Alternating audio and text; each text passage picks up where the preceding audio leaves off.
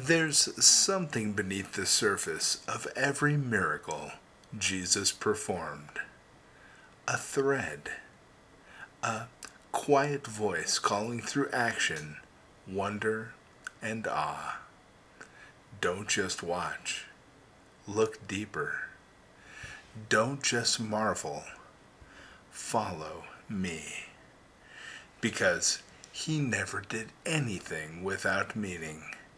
And every miracle you've ever read in the Gospels wasn't just a solution to a moment.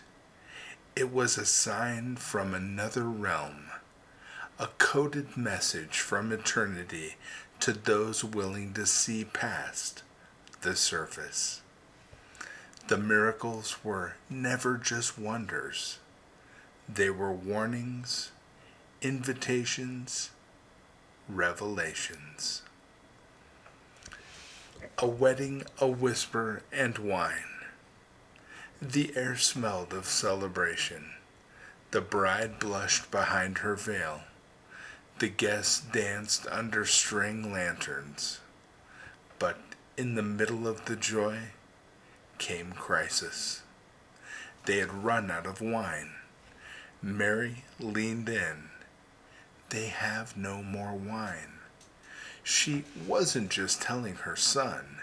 She was hinting at his time, the beginning of his unveiling. Jesus responds cryptically, "My hour has not yet come." But still, he moves, silently, strategically. He chooses 6 stone jars, used for purification rituals under the law. He tells the servants to fill them to the brim. No crowds, no flashes of power, just water. And then wine. The best wine they've ever tasted. But why? Because the miracle was not about saving a party. It was a message. I am the bridegroom. I am ending the age of stone-cold ritual. I've come to turn religion into relationship, to bring celebration where there was shame. The first miracle wasn't loud. It was whispered for those who were listening. A desert crowd and a silent question. They followed him into the wilderness. Thousands. No shelter, no plan, no food. Just desperation and hope. The disciples whispered, "Send them away." But Jesus turns to test them. "You feed them." They stammer, calculate, and worry. And then a boy. He steps forward with the little he has, 5 loaves and 2 fish. Insignificant, insufficient, unseen. But Jesus sees the seed of a sign. He blesses it, breaks it, passes it, and it multiplies until every stomach is full and 12 baskets overflow. The crowd erupts in awe, but Jesus withdraws because they saw the bread and not the baker. They saw provision, but not the presence. The deeper sign? You are more than physically hungry, and I am more than a miracle worker. I am your soul's sustenance. I am the manna from heaven. The night the sea stood still. The sky was black. The wind roared with the voice of chaos. The boat heaved like it would break. They were alone, tired men in the middle of the sea. Then they saw it. A shape, a shadow, a man walking on water. Fear gripped them, but the voice pierced the storm. Take heart, I am. Do not be afraid. He doesn't just say, it is I. He uses the divine name, I am, the name spoken from the burning bush to Moses. Peter steps out, feet trembling, and for a moment he walks on chaos. Then doubt rises and he sinks. Jesus catches him before the waves do. This wasn't just a miracle, it was a revelation. The thing that terrifies you the most, I walk on it. I am above it. I am with you in it.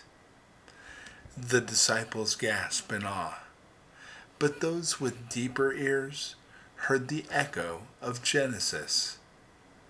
The Spirit hovered over the waters. Now the Creator is doing it again. The blind man and the mud. A beggar sat in shadows, blind from birth, unseen, unknown, and unwanted. The disciples ask a cruel question. Who sinned, this man or his parents? But Jesus stops. He doesn't offer blame. He offers purpose. Then he does something strange. He spits, makes mud, wipes it on the man's broken eyes. Why spit? Why mud? Because he was forming something again, like in Eden, hands in dust, breath in clay. He tells them to go wash in the pool of Siloam, meaning sent. And the man returns with sight and boldness. He faces down Pharisees, exposes their blindness, and finds Jesus again, not just a healer, but as the Son of Man. The miracle wasn't just in the eyes. The real healing was the ability to see the truth through the fog of religion. I was blind, he says, but now I see. And so another sign is planted. I give more than sight. I give revelation. To the humble, I give clarity. To the proud, I leave blindness intact. A graveyard signpost. They begged him to come. Lazarus was dying. But Jesus waits, not because he doesn't care, but because he wants the grave sealed shut. When he arrives, Martha says, if you had been here. But he wasn't late. He was on time for something deeper. He stands before a tomb that stinks of finality. He weeps, not for despair, but for the world's pain. Then he shouts, Lazarus, come forth. And the man comes out, wrapped, stumbling, blinking. But this wasn't about Lazarus. It was about the resurrection before the resurrection. A public spoiler of what was coming. The deeper sign: I don't just delay death, I defeat it. I am the resurrection and the life. This was the last straw for the religious leaders. They didn't want signs anymore. They wanted silence. And so the cross was set. A cross and an empty grave. They thought they'd stopped him. Nails, thorns, blood, a tomb. But even here, especially here, a sign was being written in blood. He didn't just die. He died to take death with him. He went into the grave to break it from the inside. On the third day, the stone was rolled back, not so Jesus could escape, but so you could see inside. And what was left?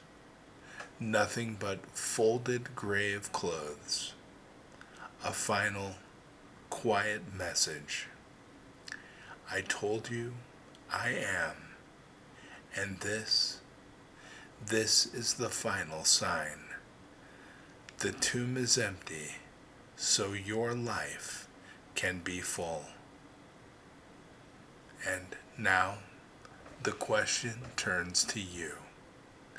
What is he doing in your life that you've mistaken as silence, but is actually a sign? Maybe your waiting is his invitation. Maybe your stone is his classroom. Maybe your sorrow is the soil for something miraculous. You are not forgotten. You are not forsaken. You are being written into a divine mystery. And the same Jesus who turned water into wine, who walked on waves, who raised the dead, is still writing signs, still whispering truths, still pointing the way home.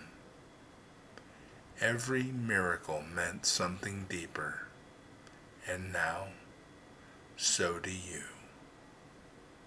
God bless you, my friends.